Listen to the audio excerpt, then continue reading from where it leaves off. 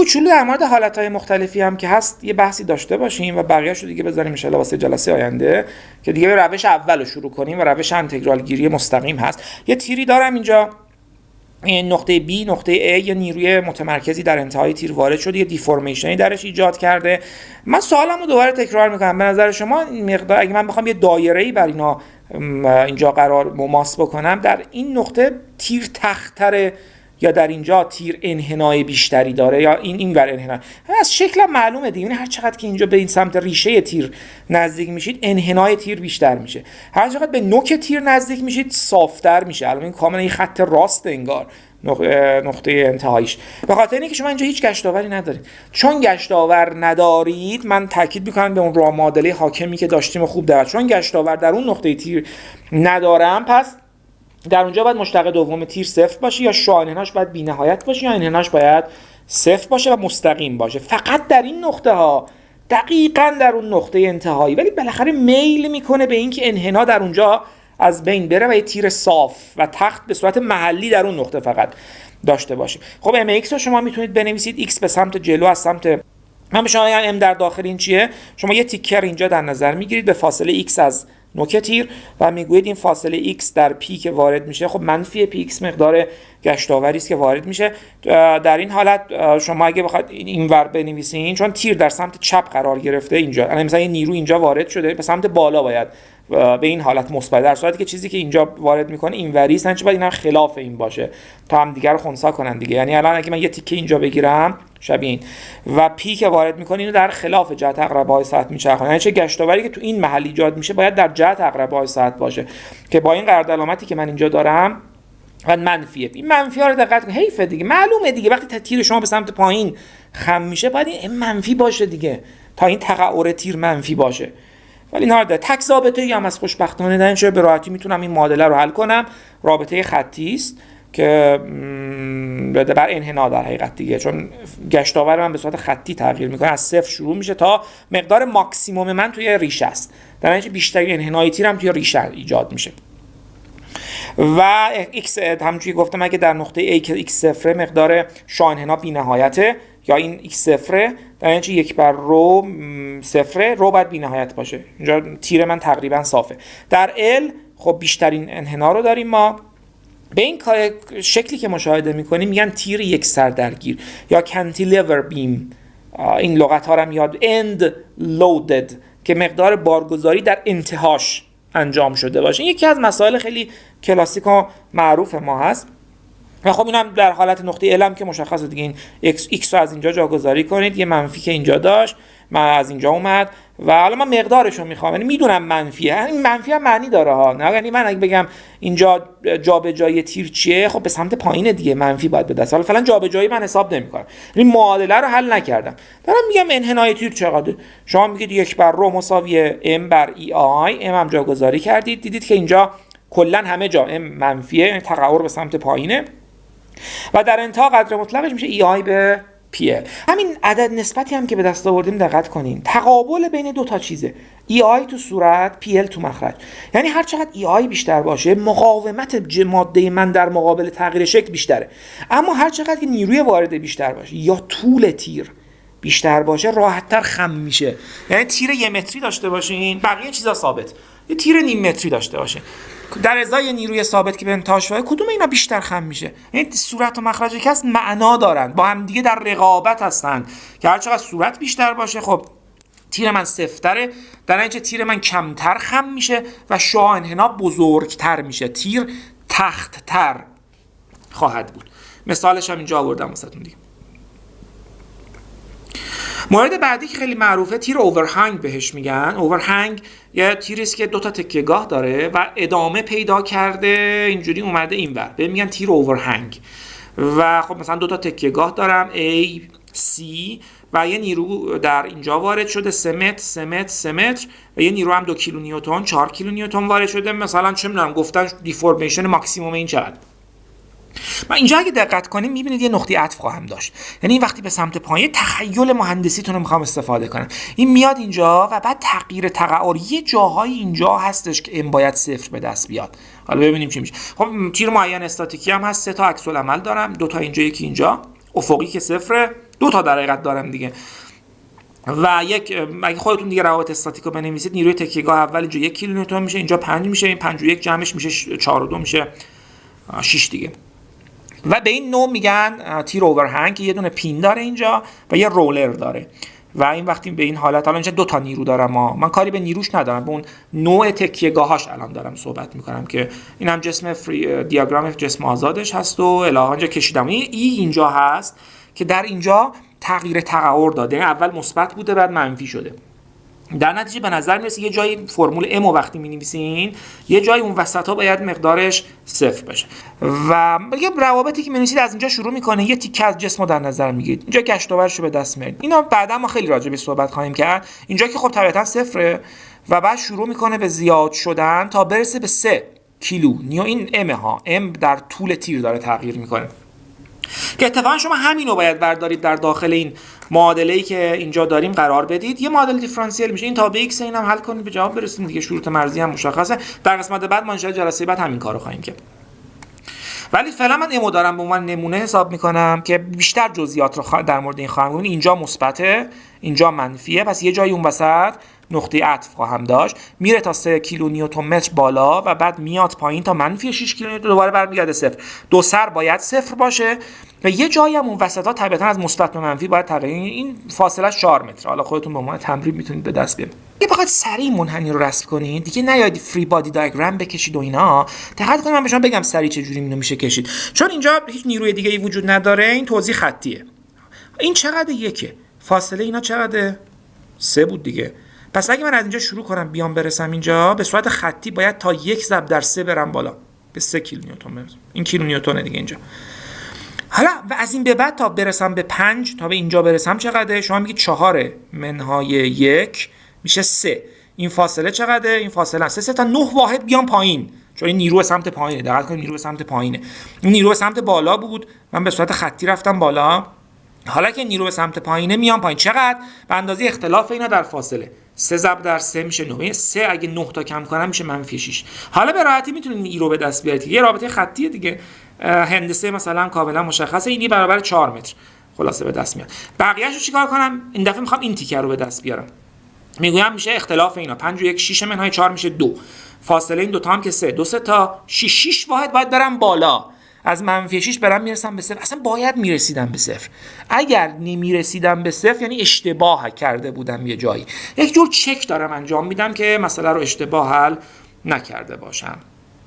و اینو حالا بیشتر راجع به صحبت. این الان من میخوام اینو با روش مستقیم حل کنم، خیلی اذیت میشم، چون تو 3 جا باید 3 تا معادله دیفرانسیل حل بکنم و اینا. یه هم جایی است که mx 0 هست و طبیعتا وایزگوند برابر با 0 خواهد شد. پس 3 جا m برابر با 0 خواهد شد. در اون 3 جا باید وایزگوند 0 باشه.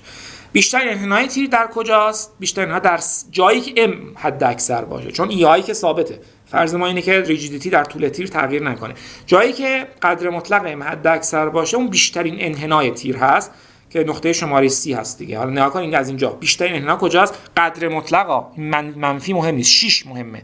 در نقطه 6 جایی است که بیشترین انحنا، خمیدگی در تیر ایجاد خواهد شد. با یه رابطه ساده جمع و جور. به این چقدر دارم من مطالب فیزیکی میکشم بیرون. حالت سومی هم که وجود داره این دفعه نیست که تیر بهم میگن simply supported، یعنی کاملا ساده دیگه، از این ساده تر که نداریم.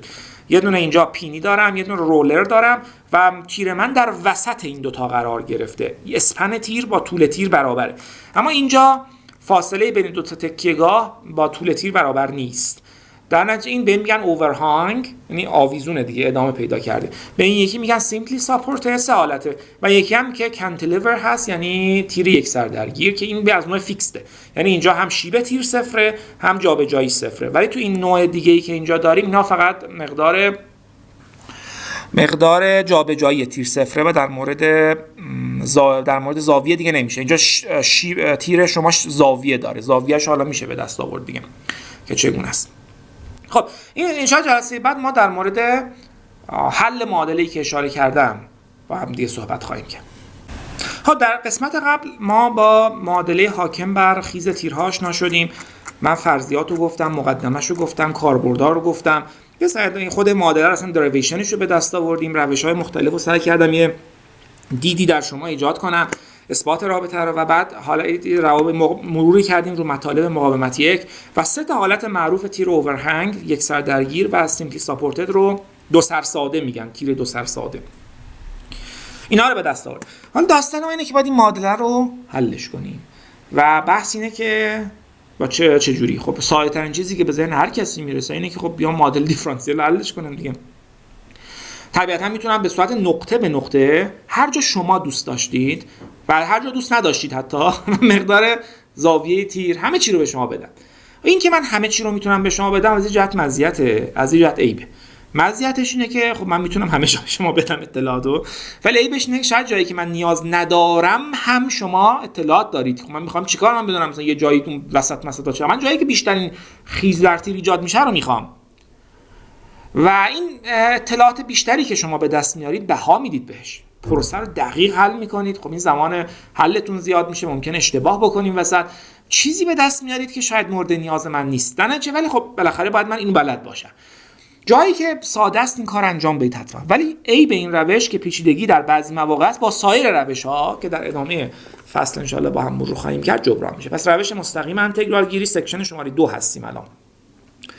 دایرکت اینتگریشن، یه تیری دارم، یه وای دارم، یه ایکسی دارم، یه خیزی پیدا کرده، یه فاصله افقی دارم، اینجا مبدأ من هست و یه زاویه‌ای داره که با ایکس متغیره. مثلا یه جایی می‌بینید تیر من نقطه بیشترین خیزی که دارم، بیشترین که میگم منفی مثبت مد نظرم نیست، اینجا خیز تیر منفیه، حواستون باشه، منظورم قدر مطلق است. یک الاستیک کرو بهش میگن، کرو الاستیکی که من اینو بعد خلاصه بتونم منحنیشو به شکل دقیق به دست بیارم. فرض کنید تیر منشوری باشه که اگه نباشه مشکلی نه، باید دو ضابطه‌ای میشه. این باید در جایی که مثلا ای آی اینور 2 برابره، مثلا سمت وسط نسبت به اونور، خب 2 تا بشه.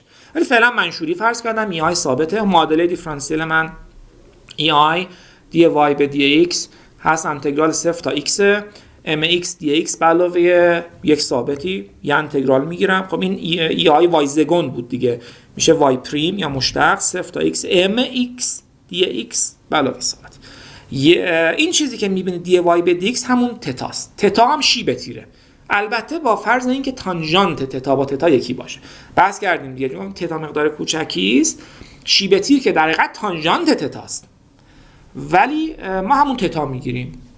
یعنی چیزی که الان من اینجا دارم مشتق تابع یعنی چی؟ یعنی شیب تابع دیگه. شیب تابع میشه تانژانت تتا، در صورتی که الان من اینجا خود تتا رو نمایش دادم. چه زمان تانژانت تتا با خود تتا برابره؟ زمانی که خب تتا کوچیک باشه که خب این هست دیگه، این فرض رو انجام دادیم. پس به راحتی میتونم با دی وای به دی ایکس رو حساب کنم که میشه تانژانت همون به جای شیب تیر ازش استفاده کنم. مثلا این بالایی رو کپی پیست کنید اینجا، الان به شما بگن شیب تیر رو به دست بیارید، امو بدن، چون یه بار انتگرال بگیرید کافیه. من از شما شیب خواستم، ای آی در تتای ایکس میشود انتگرال 0 تا ایکس ام ایکس دی ایکس به علاوه ثابتی. حالا بگم خیز تیر چیه؟ خب یه بار دیگه انتگرال میگیرید، ای آی در وای میشه 0 تا ایکس ام ایکس دی ایکس به علاوه ثابت دی ایکس به علاوه یک ثابت جدید که این به شما وایو میده. و خب این ثابت که انتگرالش میشه C1x دیگه، بلدید دیگه مقدار ثابت هم. این هم که C2 کار ندارم، این 2 تا انتگرال اگه از M بگیرم و 2 تا ثابت هم اینجا تعیین تکلیف بشه، طرفین رو به EI تقسیم کنم، مقدار خیز تیر رو به من خواهد داد. چند تا مثال حل کنیم و با هم یکم آشنا بشیم با این داستان. اینی که میبینید از نوع اوله، تیر یک سر درگیر. من جزئیاتش هم اینجا نوشتم. قرار شد که اولین کاری که می‌کنیم معین استاتیکی هم هست، چون 3 تا اینجا من تکیه‌گاه داره، نیروی عکس العمل تکیه‌گاهی دارم، حالا 2 تا نیرو و یک مومان و 3 تا هم میتونم رابطه تعادل بنویسم، مشکلی بابت نیروهای تکیه‌گاهی ندارم. از اینجا شروع می‌کنم میام، خب خوشبختانه تکیه‌گاه من اینجاست، اصلا من کاری به تکیه‌گاه ندارم. اینجا اصلا نیازی نیست شما نیروهای تکیه‌گاهی رو نار حساب کنید، چون از این سمت چپ شروع می‌کنیم، من با کمک چپش دارم همه چی رو حساب می‌کنم. یه تیکه اینجا فاصله x گرفتم، قرار شد که وقتی جسم من سمت چپ قرار میگیره وی به سمت پایین مثبت باشه، ام به این صورت کانتر کلاک وایز مثبت باشه و از اینجا ام مساوی اینو گفتم منفی پیکس میشه، نکته خاصی نداره چون الان پی با ام هم جهت دیگه، اینجا هم پی هر جفتشون اینجوریه، در اینجا منفی باید بذارم که خنثی کنیم دیگه مساوی 0 بشه. کاری به وی ندارم من، فعلا ام مد نظرم هست.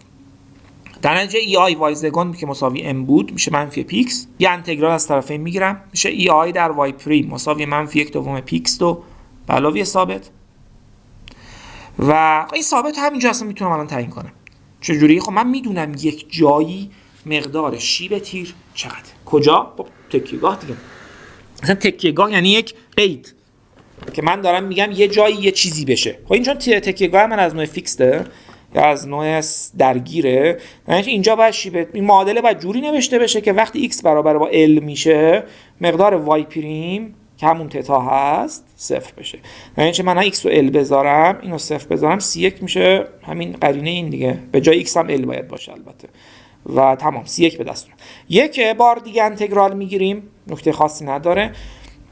این ثابت هم من جاگذاری کردم، x اینجا ظاهر شده به علاوه c2 این دفعه. یک شرط دیگه اینجا نیاز دارم برای اینکه اینو من بتونم c2 رو حساب بکنم. خب میدونید در تکیهگاه که x مساوی l است علاوه بر شیب خود جابجایی هم صفره. پس من اگه x و l بذارم y باید صفر بشه، یعنی c2 از اینجا به دست میاد منفی x سوم pl3. پس اگه جاگذاری کنید مقدار رابطه تغییرات خیز تیر به صورت گستره، یعنی توست دیستریبیوشن، یعنی من هر جا شما دلتون بخواد الان من میتونم به شما خیز تیر رو بدم که گفتم هم خوبه هم بده. در نتیجه من اینجا به این حالت یه رابطه درجه 3 مکعبی چند جمله درجه 3 هست که به دست میاد. حالا من همونجوری گفتم همه جا به درد نمیخوره، این خیلی مجموعه زیادی از اطلاعاته، بالاخره بی نهایت نقطه اونجا دارم، هر کدوم یک آزادی عملی دارن دیگه، دیگری آف فریدم میدارن، ولی من فقط یه جاشو میخوام، خیز ماکسیمم کجاست؟ انتهای تیر. پس من در این رابطه این هم اطلاعات ارزشمند رو میریزم دور، به جای x میذارم صفر. حالا من x رو از سمت چپ گرفتم دیگه و ya صفر بذارم منفی، یعنی به سمت پایین طبیعتاً p l3 2 با 6 ساده میشه 3 ei.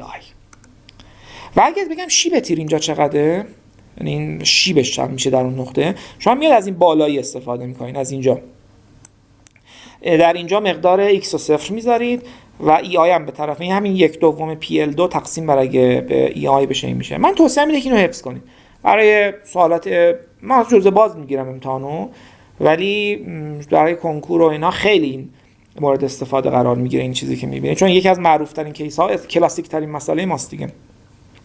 و اگه مثلا p1 باشه l1 باشه ei1 باشه 1/3 این 3 رو مخصوصا حفظ کنیم. این پلتفرم که مشخصه p در توان 3l تقسیم بر ای آی ضرب در یه چیزی، این پایینی که زاویه هست pl به توان 2 تقسیم بر ای آی، به لحاظ بعدم باید درست در بیان دیگه، چون این طول این زاویه است، یعنی این pl2 باید باشه این pl. این عددا فرق میکنه، 1/3 حالا ممکنه تیر من شرایط شبیه یه چیز دیگه بشه، ولی همیشه این پلتفرم ثابته، حواستون باشه و ندارین تو امتحان مثلا y و pl2 به دست بیارین، نه اصلا زشته، یعنی دیگه حواستون باشه این pl3 دیگه ثابتش فقط عوض میشه. و نکته دیگری هم در اینجا وجود نداره و تمام. پس من الان تونستم به راحتی مقدار تغییر نقطه‌ای و مقدار ماکسیموم، و البته اینم که شما اینجا حواستون باشه که این مقدار مثبتی است دیگه، تتای a یک مقدار مثبتی به دست، یعنی اگه به این حالت به سمت پایین بره در اینجا یک مقدار مثبتی خواهد شد زاویه تیر. بعد طرف اینو همیشه چک کنید. همیشه من گفتم روابط پارامتریک تا حد امکان حل کنید، بعد طرف اینو چک کنید، خیلی کمک میکنه اشتباهتون بفهمید. حالت بعدی تیر دو سر ساده است که همون حالت سم بود تو مثل جلسه قبل من نوشتم. مجددا معین استاتیکی هست، یعنی اینجا از نوع رولره، اینجا از نوع پینه، دو تا اینجا و یه دونه اینجا که افقی تو بازی ما وارد نشده، در چند موقع یه دونه اینجا یه دونه اینجا و تعادل نیروهای عمودی و تعادل مومان‌ها، دو تا معادله دو مجهول حل میشه و نیروهای تکیه‌گاهی به دست میاد که من اینجا جوابشو نوشتم. یعنی RA'i که در اینجا می‌بینید 1/2 با توزیع یک نواخت بار گسترده هم در واحد طول دی، نیرو در واحد طول در حقیقت W هست دیگه.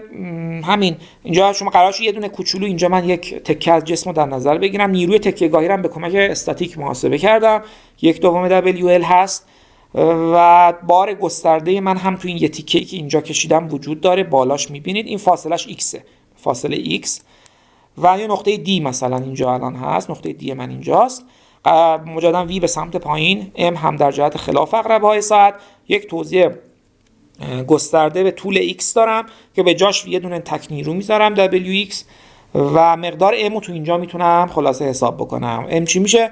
خب یه اینجا نیرو دارم که 1/2 WL هست در x، این در جهت مثبت داره گشت آور ایجاد میکنه و این بار WX، این چیزی که اینجا خلاصه قرار دادم وسط به فاصله x دوم، هم در جهت خلاف اون منفی WX در x دوم داره گشت آور ایجاد میکنه. از اینجا میتونم امو به دست بیارم. ام میشه اختلاف این دوتا که یا حالا اینو جاگذاری میکنم در داخل این تک ثابته‌ای هم هست دیگه، چون شرایط بارگذاری من در طول تیر عوض نمیشه. خب من درنچه میصرف از همین روش استفاده کنم. ای وایزگان اینو بذارین سمت تمرین انتگرال گیریه به نظرم دیگه. یه بار انتگرال بگیرید، مثلا x2 این x خیلی هم ساده است، ای وای پریم به دست بیارین، این نماینده تتاست. و یک بار دیگه انتگرال بگیرید، ای در y تابع درجه 4 خواهد شد، چند جمله درجه 4، دو تا ثابت میدونم در x مساوی 0 y 0 و در y مساوی و در x مساوی l هم مقدار مجددا y 0. این چه جاگذاری اگه بکنیم تو این رابطه پایین C2 به دست 0 میشه و C1 هم خیلی ساده است، روابط جبری. این دوتا رو جاگذاری میکنیم تو اینجا، ای در y به این صورت به دست خواهد اومد که ای هم اگه به طرفین تقسیم بکنین از 24ش هم فاکتور بگیرین، W تقسیم بر 24 ای برابر میشه منفی x4 علاوه 2lx منو lx و اینا که به نظرم دیگه خیلی ساده است دیگه، چنین چیزی به دست میاد. حالا اینجا شما حد چون بارگذاری متقارنه میتونید دیگه بازی کنید با فیزیک مسئله. در وسط باید مقدار شیب تیر 0 باشه. حالا شیب تیر رو شما میتونید از اینجا مثلا حساب کنید، C1 رو جاگذاری کنید، x مساوی l دوم بذاریم باید 0 بشه، و یا باید مثلا چه میدونم در x مساوی 0 و در x مساوی l مقدار y 0 باشه. خب اینا رو چک کنید که اشتباه نکنید. 0 که معلومه، l رو بذارید ببینید 0 میشه یا نمیشه دیگه. بقیه رو همین دیگه، و ماکسیمومش هم که x مساوی l دوم بذاریم بیشترین خیز تیر، قدر مطلقش رو دیگه نمیگیم از این به بعد دیگه، من اینجا کردم اتفاقا این کارو. خیز تیر در جهت منفی میشه l دوم اگه بذاریم منفی میشه، این منفی شد حتما WL4 تقسیم بر EI با یک ضریبی. دقت کنید وقتی نیرو وارد میشه فرمت جواب شما باید به صورت PL3 به یه چیزی EI باشه، PL3. ولی وقتی بار گسترده دارم، چون بعدش نیرو در واحد طوله، WL4 تقسیم بر EI باید باشه، یه فقط ضریب بغلش فرق میکنه دیگه. بیشترین خیز تیر رو هم تونستیم به دست بیاریم. حالت سوم حالتی است که مجددا مایان استاتیکیه، ولی این دفعه باری که من وارد کردم وسط وارد نشده، بلکه یه مقدار خارج از مرکز وارد شده، L4 و L4 هست. این هم ای منه، مثلا یه ماشینیه چه میدونم روی پلی پارک کرده رفته یه جایی همین جوری، و اینجا الان خب یه نیرویی داره وارد میشه دیگه. میخوام ببینم خیز ماکسیموم من چقدره و کجا ایجاد میشه. این محلش هم الان محل سواله، چون دیگه وسط نیست، تقارن ندارم. یه نقطه اینجاست که میخوام اینو به دست بیارم چقدره، و مقدار پی در نقطه دی وارد شده و الی آخر. مایان استاتیکی است، سطح مقطعش ثابت منشوریه، ولی نکتهش اینه که چند ضابطه ایه، چون شرایط بارگذاری من تو این L4 این مثالی بود که من جلسه قبلم زدم دیگه، با این L4 یکی نیست. یکم میخوام تو اینجا شما دشواری روش انتگرال گیری مستقیم رو متوجه بشید. حالا دو ضابطه ایه دیگه، حالا ممکنه یکم مثلا سه ضابطه ای باشه، و جدای از اون بالاخره ما بدونیم چون وقتی دو تا ضابطه دارم دو بار انتگرال میگیرم، تو هر کدوم دو تا ثابت ایجاد میشه، 4 تا ثابت میشه. شرط مرزی من عوض نشده که، سر و تهش خب صفر قبول. اون دو تای جدید و من دو تا شرط جدید انگار نیاز دارم که این دو تا شرط جدید در محل اتصال این دو تا به هم تعریف میشه، که در اونجا باید شیب یکسان و مقدار خیزه نمیدونیم چنده باید یکی باشه از دو طرف، شیبش هم نمیدونیم چنده ولی باید یکی باشه از دو طرف. اینو بده. حالا پس میام از A تا D رو اول مینویسم، نکته خاصی که نیست اینجا. پس از اینکه به دست آوردم یه مشتق ساده میگیرم ببینم کجا صفر میشه، محل خیز ماکسیمم به دست میارم. از چی مشتق میگیرم؟ از خود y، یا معادله y پریم رو صفر میذارم، چون در خلال حل شما تتا رو به دست میارین دیگه، و بعد مقدار خیزش رو به دست میارین. پس یه تیکه اینجا رو در نظر خواهیم گرفت، من اینجا گرفتم این چون معین استاتیکی هم هست. عکس العمل‌ها رو به راحتی میتونیم به دست بیاری که عکس العمل اینجا میشه 3/4 پی. بهم میگن آف سنتر لودد، یعنی بارگذاری خارج از مرکز داره.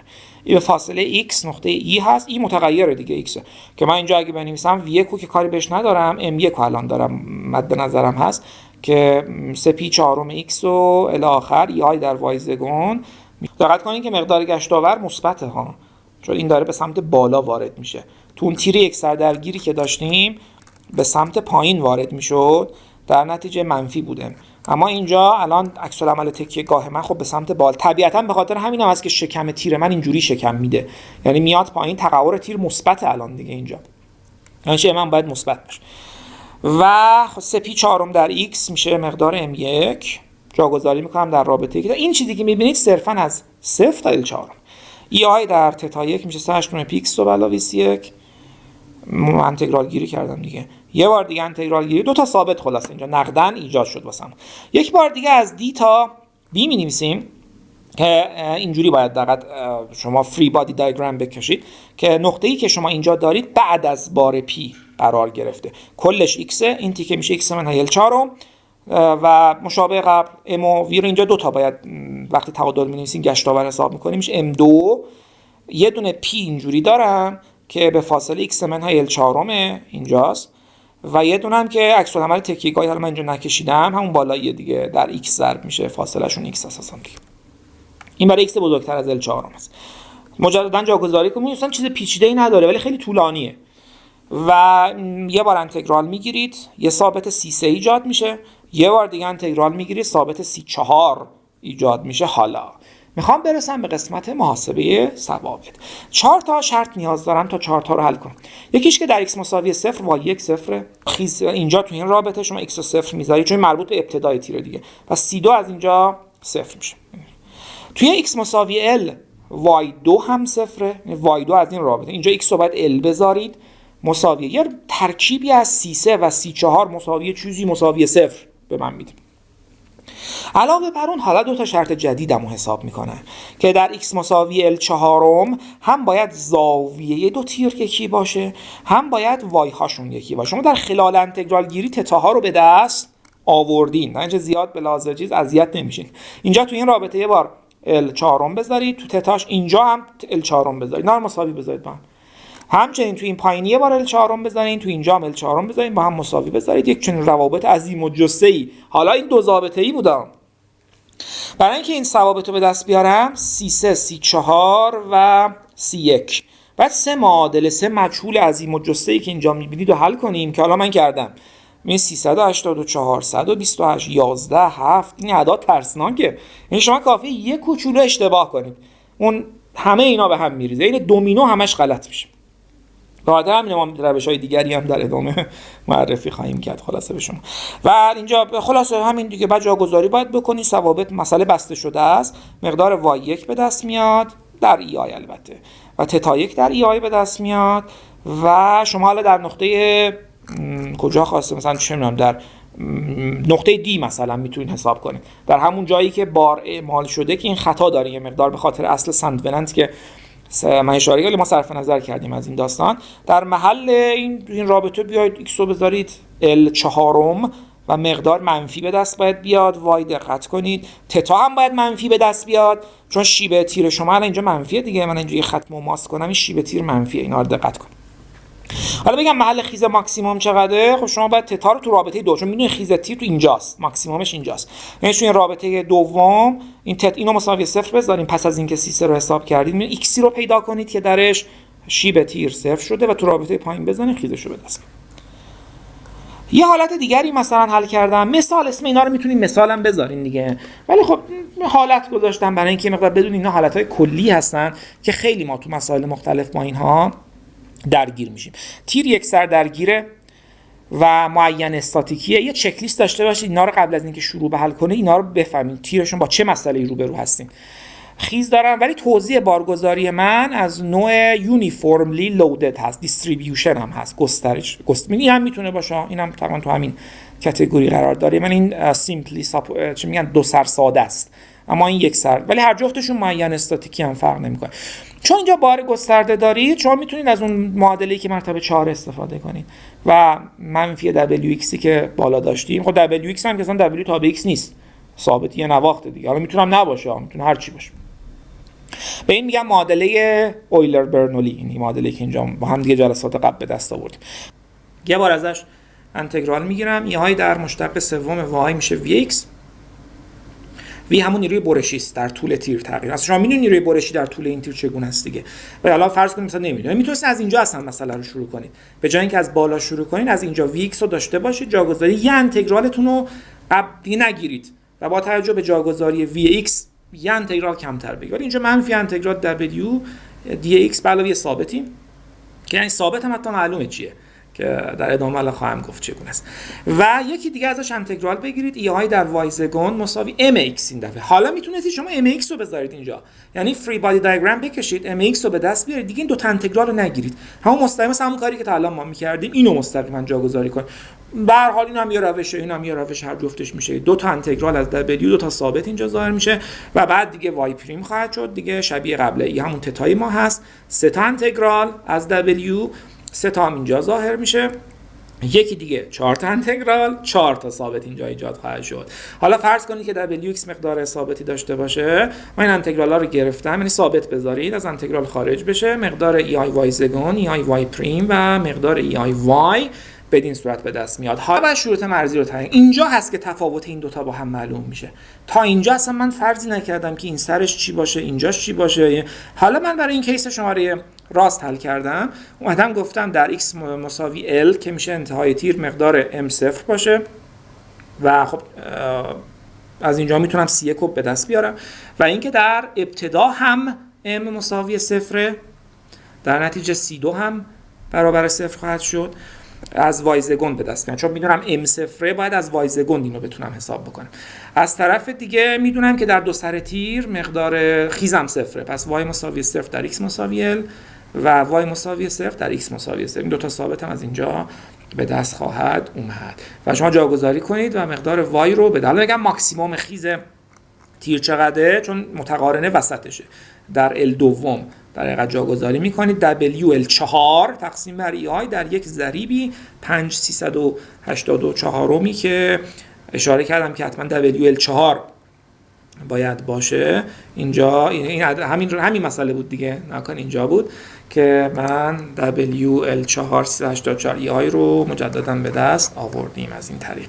و بعد حالت بعدی رو با هم مرور میکنیم، حالت پنجم که تیر اوورهنگ باشه، این دفعه A, B و C یه نیروی P به سمت پایین داره وارد میشه و فاصله این دوتا L، فاصله قسمتی که آویزون هست از جلو A هست، A و B و C اینجا y مساوی 0 هست و نیرو هم داره اینجا بیشترین خیز تیر رو گفته به دست بیارین که چقدر هست و اولین کاری که میکنید امو به دست میارید، این همون کار. اینجا هم دو ضابطه‌ای مجددا باید حل کنید. یکم سریعتر برم جلو چون دیگه یاد گرفته تقریبا و این بین نیروهای معین استاتیکی هم هست، تکیه‌گاه‌ها کاملا مشخصن که چه جوریه و بین 0 تا L، یعنی اینجا باید یه ضابطه برای M پیدا کنید و برای مقادیر بزرگترش هم باید یک مقادیر بین L تا L به علاوه A هم یکی دیگه باید پیدا بکنید. M رو دارید با توجه به داستانی که داشتیم. حالا اینجا من عددم دادم، مقدار I رو 722 اینچه این به توان 4 E داده شده و مقدار P هم که هست 50 KIPS، حالا تبدیل واحدش هم اینجا من انجام دادم به شما. اینم تحلیل استاتیکیشه، یعنی یه پی اینجا دارم، تکیه‌گاه های من چه نیروهایی خواهند داشت، این وسطی به سمت بالاست، مقدارش مشخصه که علاوه ایلوم و دیگه اینجا به سمت پایینه که مقادیرش مشخصه. دیگه فری بادی دیاگرام در وسط جسم خواهید گرفت، یعنی دل و روده جسم رو میکشید بیرون دیگه. منفی پی ایلوم ایکس خواهد شد و بین 0 تا L مقدار y اینجوری خواهد بود و دی y به dx هم بدین صورتی. من جزئیاتشو ننوشتم واقعیت، خودتون دیگه اینا رو پس از اینکه شرط مرزی اعمال شد و اینا این به این صورت به دست میاد، این شی بلا. و ماکسیمم دیفلکشن من جاییه که دی y به dx برابر با 0 باشه که اگه مثلا اینجاها دیگه دارم اینجا رو الان میگم که L تقسیم بر رادیکال 3 خواهد شد که اگه این کار انجام بدین. همین پایینی رو مساوی 0 بذارید، 3 که اینجا هست ال بر رادیکال 3 میشه و مقدار این همین رو تو بالای جاگذاری کنید، مقدار وای ماکسیموم بدین صورت به دست خواهد اومد که حالا مقدار پی و ای و اینا داده، ای 4 فوته، ال 15 فوته، اینا هم جاگذاری کنید، مقدار جواب به دست خواهد آمد. مقدار وای ماکسیموم چقدر است؟ حالت بعدی این دفعه حالتی است که مقدار معین استاتیکی است، از نوع دو سرساده است، ولی توزیع بار گسترده من دیگه یک نواخت نیست. خب همونه دیگه، یعنی اینجا فقط باید سینوسی مثلا داده، اینجا 0 ماکسیموم وسط دوباره 0 شده، پس ای آی در مشتق چهارم میشه منفی W0. W0 دامنشه دیگه در حقیقت. من x اگه ال بذارم 0 میشه دیگه، سینوس پی میشه و سینوس پیکسلم تمام. همین معادله رو باید حل کنید، 4 بار انتگرال گیری کنید، مقدار وای رو به دست بیارید که میشه منفی W4 P4 سینوس پیکس الام و تتا رو البته به دست بیارید. شروط مرزی کاملا شبیه اون، شیب نقطه A رو مثلا خواسته و بیشترین خیزی که در تیر ایجاد میشه چقدر است. شیب در A و بیشترین خیز رو اینجا در ال دوم دیگه طبیعتاً چون متقارنه و در ال دوم هست و اینا یاد گرفتید به نظرم خودتون.